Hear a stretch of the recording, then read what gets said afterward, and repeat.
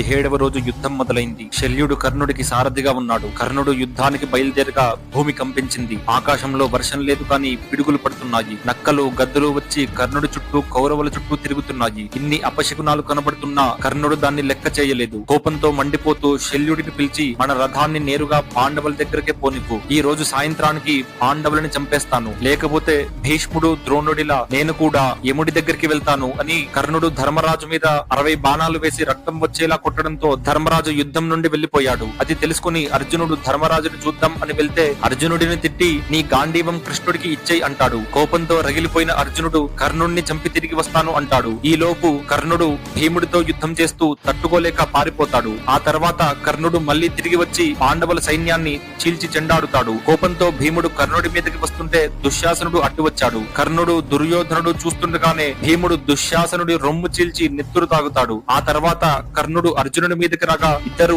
ఆగ్నేయాస్త్రం, వారుణాస్త్రం, ఐంద్రాస్త్రం లాంటి దివ్యాస్త్రాలని వాడుతూ యుద్ధం చేస్తున్నారు. ఈ రోజు ఎవరో ఒకరు చనిపోవడం ఖాయం అనుకుంటూ మిగతా వారందరూ యుద్ధం ఆపేసి కర్ణుడిని అర్జునుడిని చూస్తున్నారు. కర్ణుడు భార్గవాస్త్రాన్ని వేశాడు. పాండవుల సైన్యాన్ని చంపేస్తుంటే భీముడు అర్జునుడితో ఇక ఆలస్యం చేయకుండా కర్ణుడిని చంపే అంటాడు.